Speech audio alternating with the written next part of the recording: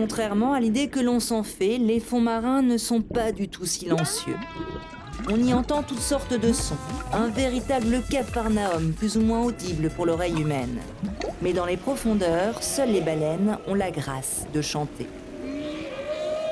Les premiers à avoir entendu ces vocalises sont des chercheurs américains. Nous sommes en 1971. Roger Payne et Scott McVie analysent des enregistrements de baleines à bosse effectués au large de Hawaï.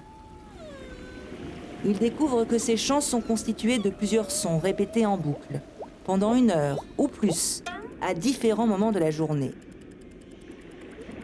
Les baleines à bosse sont capables de produire des sons complexes, des vocalises entrecoupées de silence. Les chercheurs remarquent que ces unités sonores ne sont pas émises de manière aléatoire, mais dans un ordre spécifique, et cela va évoluer tout au long de leur vie. Quand on sait que les baleines vivent parfois jusqu'à 100 ans, il y a de quoi produire une sacrée partition. D'ailleurs, des bioacousticiens comme Olivier Adam et des musiciens ont pu constater que le chant de la baleine était très proche des sons d'un instrument, le basson. En tout cas, les chants des baleines à bosse ont déjà connu leur heure de gloire dans les hit-parades.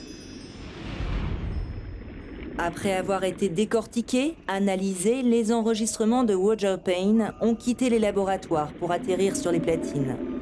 Ainsi est né le 33 tours Song of the Humpback Whale. Avec 100 000 exemplaires écoulés, c'est devenu l'album environnemental le plus vendu au monde. Le succès inattendu de cet enregistrement, couplé aux découvertes dans les années 70 sur les chants des baleines, amplifièrent l'effet du moratoire décrété en 1966, interdisant la chasse à la baleine.